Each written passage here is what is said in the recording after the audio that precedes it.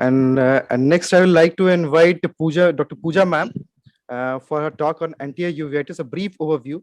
Dr. Pooja ma'am doesn't need any introduction. She is trained via fellow from Shankar Netralaya and the medical director of AVI Institute. She's a prolific VI surgeon and a wonderful woman. So on to Pooja ma'am.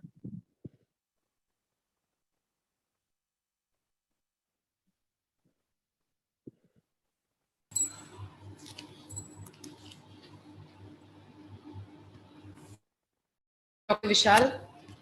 Thank you, AIOC and Dr. Vishal Kishore for giving me this opportunity on speaking about this very interesting topic. So I'll be speaking on anterior uveitis.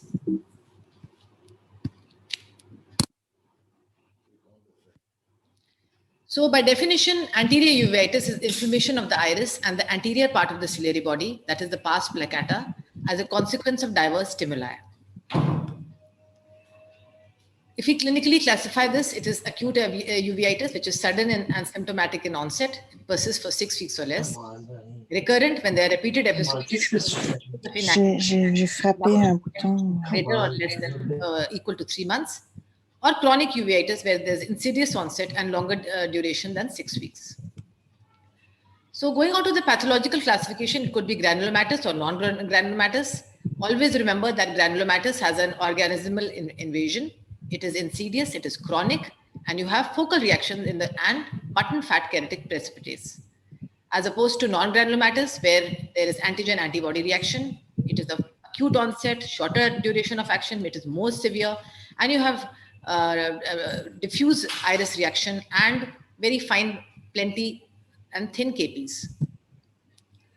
So going on to the etiological classification, there are different classifications that we have. The infectious variety, which could be bacterial, viral, fungal, parasitic, or others. It could be non-infectious, where there is a known systemic association or no known systemic association. It could be masquerade in the form of neoplastic or non-neoplastic lesions, or it could be traumatic. This is a very important slide where you have these clinical, specific clinical etiological types of non-suppurative uveitis. Uveitis associated with chronic systemic bacterial infections. It could be tubercular, syphilitic, or leprotic. When you have non-infectious systemic diseases, that is uveitis and sarcoidosis, Behçet's, then uveitis associated with arthritis, which could be ankylosing spondylitis, Rita's, Still's disease, parasitic uveitis, fungal, viral, lens-induced uveitis, traumatic uveitis, and uveitis associated with malignant intraocular tumors. Then you have idiopathic specific uveitic syndromes, the prominent ones I have mentioned over here. So the pathology of anterior uveitis is very interesting. Basically, there is inflammation of the iris and the ciliary body, dilatation of the blood vessels, and iris stromal edema. And what signs do we see? We see that the pattern, the color, and the thickness of the iris is altered, and there is accompanied circumciliary congestion. Now what happens? There is exudation of fibrin-rich fluid and inflammatory cells in the tissues. These exudates escape into the anterior chamber, and what result that we see is plasmoid aqueous or aqueous flare, like a beam of projector in a smoky theater. So, and very nicely, Dr. Vishal had enumerated about the different cells and flares and the different stages that we have. So now what happens is that the nutrition of the corneal endothelium is affected due to toxins. The corneal endothelium becomes sticky and edematous, and cells desquamate at places, and inflammatory cells stick to the endothelial layers as keratic precipitates. In severe cases, polymorphs pour out to sink to the bottom of the anterior chamber, and the resultant sign is a hypopyon. When the adhesions are localized and a mydriatic is instilled, it causes intervening portions of the circle of pupil to dilate, and what result that we see is a festooned pupil. Now, what happens is that because of these adhesions of the iris to the lens, the aqueous accumulates behind the iris, causing the iris to bulge forwards. And adhesion of the iris to the cornea at the periphery develops an important sign of peripheral anterior synechiae, which causes obliteration of the filtration angle, resulting in a rise in intraocular pressure or secondary glaucoma. Now, when the exudate is more extensive, it fills the entire pupillary area, And the resultant sign that we see is occlusio pupillae or blocked pupil. And when these adhesions totally organize, the iris adheres and totally plasters to the lens capsule, resulting in a total posterior synechiae. So coming on to the clinical features, the symptoms that the patient complains of is pain, diminution of vision, redness, lacrimation, photophobia, and halos. And the signs that we see are circumciliary and conjunctival congestion, cheretic precipitates or KPs, and iris nodules, which could be copies or busakas. Then you see cells and flare in the anterior chamber, which is very important to visualize, and posterior synechiae. So these are the signs of acute anterior uveitis. You see the hypopyon, you see the cells and flare in the anterior chamber, you see the iris totally plastered to the lens, causing posterior synechiae, and you see cheretic precipitates on the cornea and iris nodules on the iris. These are the copies and the Busakas nodules. The Busaka nodules are on the surface of the iris, whereas the copies nodules are at the pupillary margin. They're basically aggregates of epithelioid cells and mononuclear cells. So as Dr. Vishal very nicely mentioned, a first episode of anterior uveitis need not be investigated. It can be just be controlled with mydriatics and steroids and topical steroids. But what are the special indications where we need to investigate the patient is when we suspect granulomatous inflammation, a recurrent uveitis, bilateral disease, and a systemic manifestation without a systemic diagnosis. So locally, we measure the vision, refraction, IOP by applanation tonometer and slit lamp examination. And focally, we see ENT, dental, genitourinary examination for septic focus. So in uveitis, basically, you need to examine the patient as a whole and not just look at the eye. Skin test is useful, positive tubercular skin reaction in tubercular uveitis and a positive Pathergy test in Behçet's.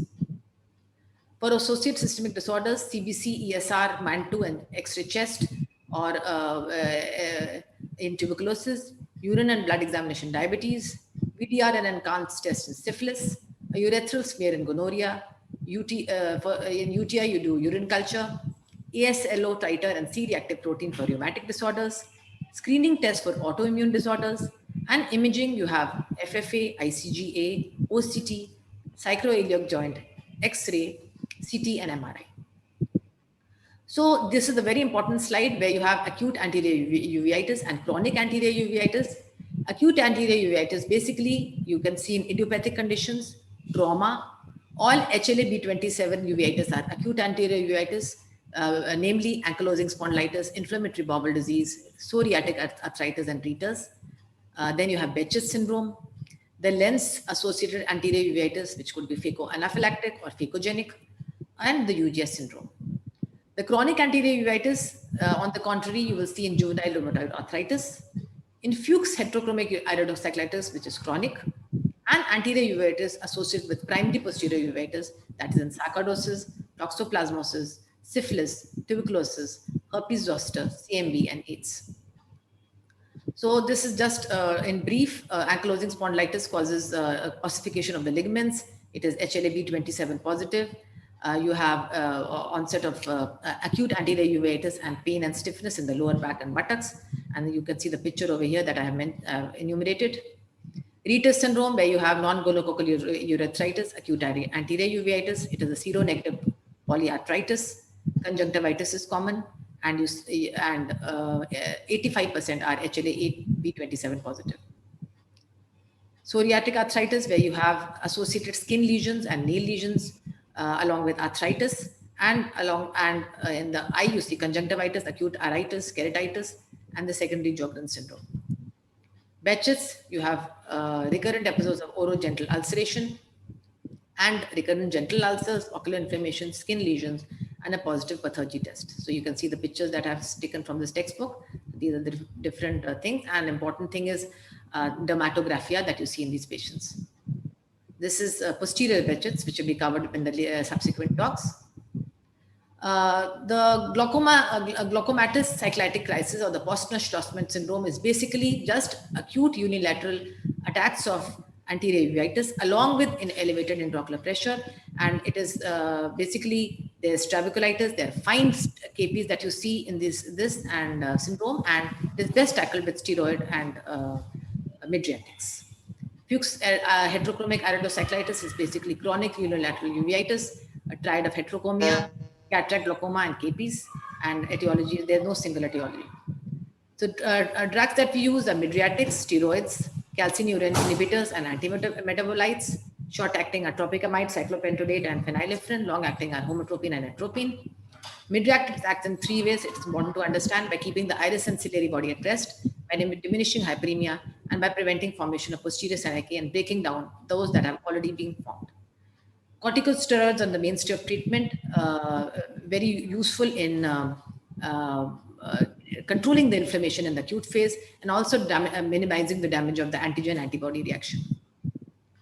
Where do we do systemic steroids in anterior uveitis? When there are severe acute anterior uveitis with a marked hypopyon, poor patient compliant with topical or systemic medication, and at the time of surgery in eyes with uveitis.